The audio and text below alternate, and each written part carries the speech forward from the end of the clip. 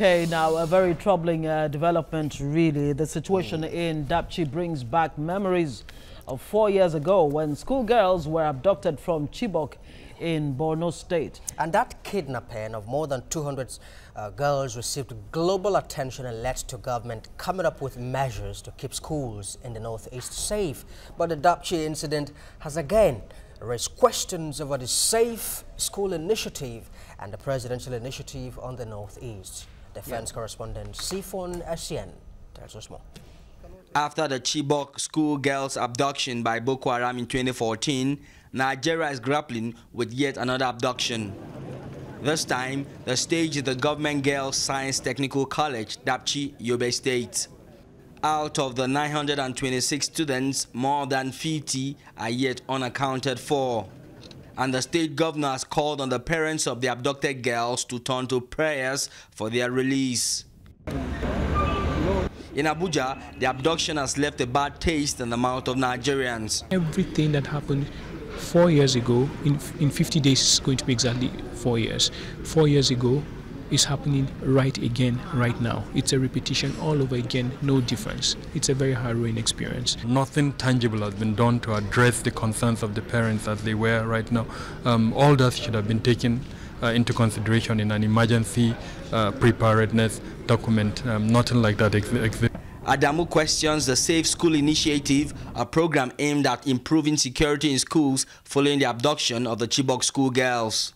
The program was launched in May 2014 by former President Goodluck Jonathan in collaboration with the UN Special Envoy for Global Education, Gordon Brown, and a coalition of Nigerian business leaders. He also raises concerns over the presidential initiative on the Northeast. After the 2014 incident, the government came up with the Safe Schools Initiative, as well as the Presidential Committee on the Northeast initiative.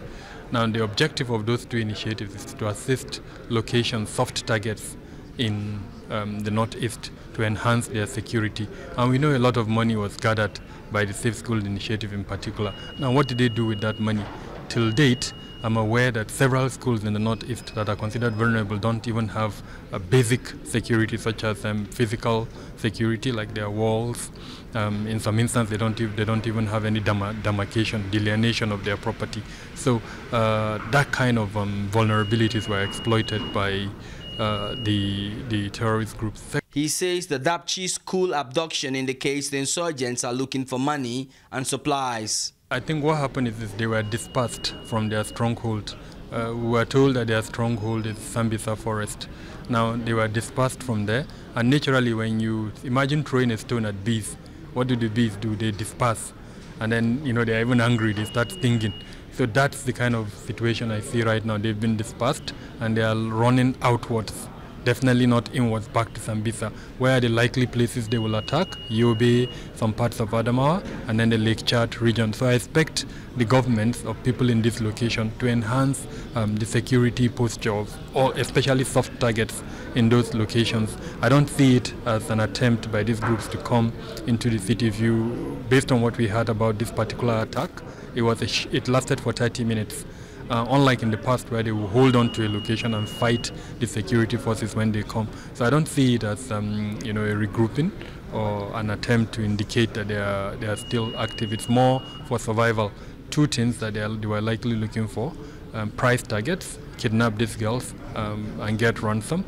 And then secondly, from what we had, they raided anything regarding food, medicine that was in that school they collected. So it was more for supplies and then to get money to continue their activities. The Dapchi schoolgirls abduction is another indicator of the desperation of the fleeing insurgents. Sifon Essien, TVC News, Abuja. So many questions being raised there. With this latest development with the Dapchi abductions. We have a member of the Bring Back Our Girls group, BBOG, Habiba Balogun. Good morning, and it's good to see you on the show. It's unfortunate that we are here where we are again. Another Chibok on our hands. Just when you thought, okay, we could start celebrating the fact that most of the Chibok girls are back, and then this happens. Based on what one of the respondents there said, the possibility that these negotiations by government and ransom being paid could be fueling more of such things. I mean, I think that it's a non-issue because kidnapping by criminals or by terrorists has become something very common in Nigeria. The onus is on us to make sure that they don't have any soft targets.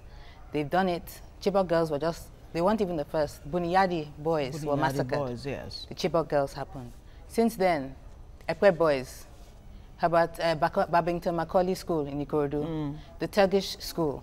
Ekwe has been hit twice, and governments have responded. They haven't always paid ransoms. In some cases, they've mobilized, and they've rescued the children, and then they've secured the schools. I mean, in BBOG in Lagos, we actually go around and inspect the schools to see whether they have security, and most of them do. Okay, we inspected them last year, and most of them do have security.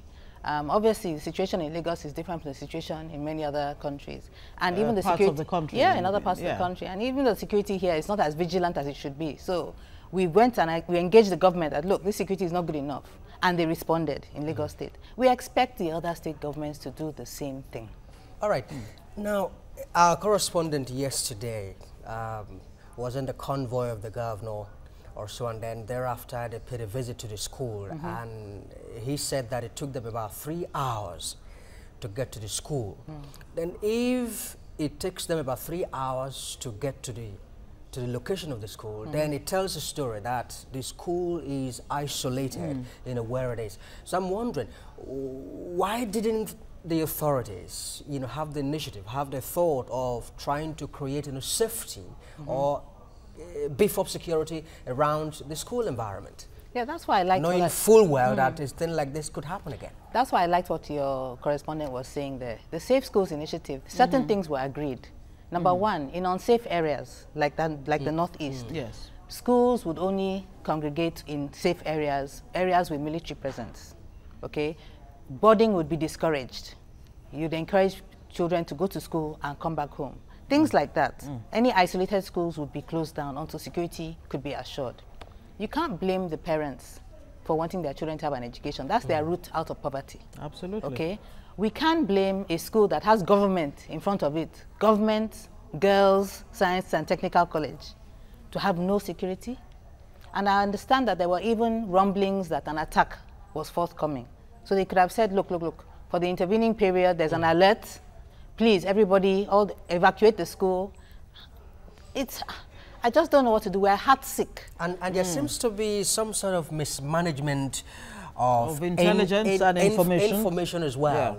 Where we had, you know, conflicting reports that the state government was forced to begin to, you know, offer apologies, where the aide, you know, came out to say, look, this is the information. We had some of the girls, you know, rescued, and only for them to go with the parents of the girls to receive them and, you know, receive the shock of their lives when they were told, look, nothing of such. So there is a mismanagement of information. It's more than that. It's criminal mismanagement of information, because just imagine your child was one of those people. Your child's school has been attacked. You don't know whether your child is safe or not. You find out your child is missing. Dread. You are feeling dread. Then you hear that, oh, the missing ones have been rescued. Jubilation. Only for somebody to come back to you to tell you that what? Oh, but it was a mistake. Why haven't any heads rolled? Who was that person who made that claim? Which and security? They said some security agency. Which security agency? Have they learned nothing from Chibok at all? There's supposed to be a very good question. There's supposed to be a desk set up, you know, for communications and all that stuff. That's a question we really need to ask, whether government has really learned any lesson from Chibok. We're hearing from the federal government that we don't even know the number of abducted children in this Dapchi situation yet. Yeah, I mean, I told you we've gone to do school inspections. I promise you, if I go to Dapchi myself, in one day, 24 hours, I can go around, speak to all the parents, speak to all the staff, speak to the community, and find out who was there, who was not there. It cannot take 4 days. And it cannot take 4 days to find out which girls are missing. The on-the-spot assessment by 3 ministers, the Defense Minister, Foreign Affairs Minister, and of course Information Minister, we gather they didn't even spend up to 1 hour you know, talking with the governor, Gaydam, and all of that. Their visit was not enough to get them the kind of information, get all the information that they should have. that they needed. No, but the thing is, we need, in Nigeria, we need everybody to do their jobs. It's not the jobs of those 3 ministers to come and do an assessment of a school situation in Dapchi, in Yobe State. We have local government there. We have state government there. Ministry of Education. There are many, these armed forces, there are many channels who should be doing the assessment and sending a report to those ministers. I'm happy that the government has taken it seriously enough, that they've sent high-level government officials to show that they are concerned. But really, why can't they make people do their jobs? And when they are not doing their jobs, why can't they do something about it? So that this it's negligence, criminal negligence, cannot be repeated again and again and again. And we listened to the report by our correspondent, Sifon Essien, in which one of the respondents there, talked about the presidential initiative to create safe environments for schools in those areas. And he asked a very, very pertinent question. So much money was devoted to that initiative. What did they do with the money? You know, honestly speaking, there are many NGOs that are tracking monies that have been appropriated and how they've been spent. For us in Bring Back Our Girls, and I can assure you, for the Dapchi parents, we're not thinking about where has that money gone. We're thinking about where are our children, when are you going to bring our children back? We've been struggling for you to equip the police. We've been struggling for you to look after our armed forces, make sure they have the required protective equipment, make sure they are concerned about saving lives, not just fighting insurgents, you know. We've been concerned about rehabilitating and rehousing people who have been displaced. We've been concerned about safe schools. What have they done about all of that?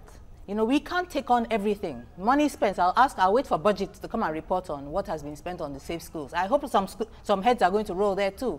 What has happened to Northeast Initiative? This is exactly why that initiative was set up, to prevent what has happened on Monday. Hasn't that pine, it hasn't worked. Hasn't pine been scrapped since the, development with the ex-SGF Babachir Lawal, who was found to have diverted some funds that were meant for, the Northeast. Now, some residents, according to reports, actually saw people dressed in soldiers' uniform abducting these girls. Some witnesses also claimed that they heard wailings and cries from, pupils in a truck and all of that. What do we make of all of this eyewitness reports? Well, that was exactly the same thing that happened for the Chibok abduction. Boko Haram came pretending to be soldiers and telling the girls that Boko Haram is coming, Boko Haram is coming. We are coming to carry you away to safety. It was when they had been taken away and in the course they noticed that these don't look like genuine soldiers, that some of the girls decided to run away. So that's a tactic. We see, again, a very common tactic in Nigeria. We can't be taken by surprise, by common tactics. Many people impersonate police officers, police soldiers, impersonate soldiers to carry out their crimes. Why is that something new? We should have protocols in place to look after all of this. And the worst thing is the communication. The communication. Just like when we travel and you are stuck in an airport for hours. The problem is the communication. Nobody tells you anything. We don't mind that the airline is saving our lives by not carrying us on a defective aircraft. We don't mind. The communication. Now, something has happened to our children. Let's even say we don't blame you because insurgents are out there and you've displaced them from their strongholds and now they are doing hit and run attacks, okay? But we can blame you for not responding appropriately. And we can blame you for not keeping us informed. What do you think would be the appropriate response in this case? Chibok girls are still not back. I mean, yeah, we have 112 girls still out there. Is this going to be another long night? It cannot be. It cannot be. Well, we can't even think. I can't even think that way. Well, I can't even think that way. It's a prayer that it shouldn't be. Yes. The governor yesterday, amid all of the confusion, was reported to have said that no case of abduction had been established. Yes. So, but it left me, wondering, if it wasn't a case of abduction, then what was it? Okay, so this goes back to Federal Ministry of Education or State Ministry of Education. What they are saying is they cannot confirm that indeed 926 girls who are supposed to be present in the school were in school. You have attendance register. Perhaps you cannot rely on the attendance register. So they cannot establish the exact number of girls who were in school. So now that they've done a head count of the girls that are there, 800, I can't remember the exact amount. Well, okay? over 50. Okay, over 50 so are over said to 50 have are been missing. Yeah. They are not sure if those missing girls were actually in. That's what they're trying to tell us. And they have the guts to open their mouths to tell us that, again, your job, which is to have a roll of children, of pupils, to keep at the register of their attendance, to report if they are absent, to find out if there's a problem at home or something that's happening. Why are they not in school? You haven't done your job. And you have the guts to come out and tell us that. And no heads will roll. Yeah. And there's a dimension that is really troubling. Dapchi residents stoning the Yobe governor's convoy, 7 vehicles damaged, officials injured and all of that. It's already saying something, isn't it? That people are really angry. It's not, we're not just angry, With the little confidence we had left in government, if these girls don't come back, that confidence is gone. It's gone. Has this government failed as far as security is concerned? The 3 planks of this administration when it came on board was to ensure security, to fight Boko Haram to a standstill, tackle corruption, and of course fix the economy. Those are the 3 basic things that this government said initially that it was going to tackle. On the security aspect, they failed now. They have absolutely failed. We're not saying that they haven't done a lot, but you can't reward people for effort. You have to reward people for results. Yes, Boko Haram had territory when they came in. Boko Haram no longer has territory. The number of deaths has come down, but we still have thousands of people being killed every year. So it hasn't come down to 10 or 15. We still have thousands of people. And then all the people who have been displaced are worse off than before.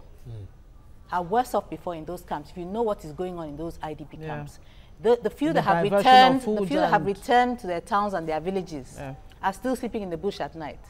So, are they feeling more secure? What is the measure now of governments succeeding in securing our country? Is that you feel safe at home, relatively safe at home.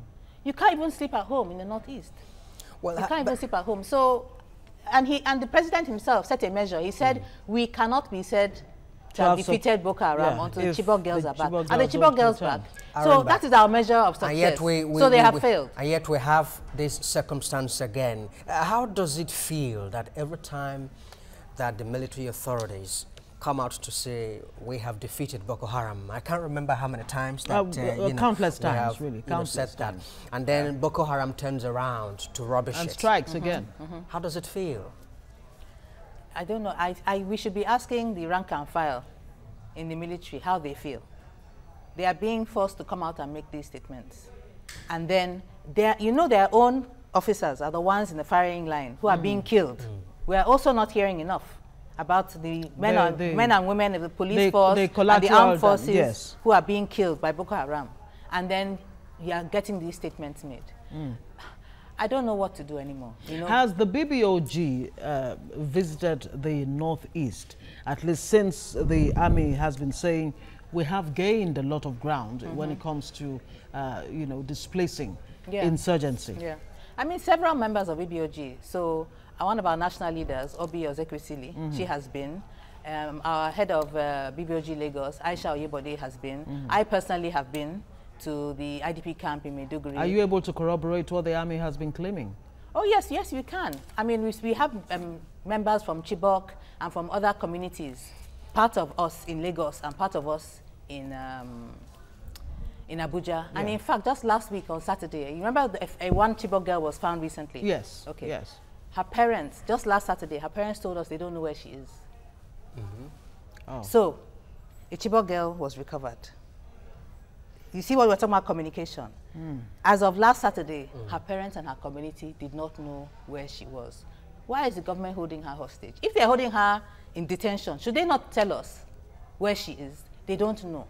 I saw. Is it not because government is trying to rehabilitate her and, you know, find ways of getting her psychologically prepared to be reintegrated into normal society? We have no problem with that. We have no problem with that. They need to let her family know what is happening with her.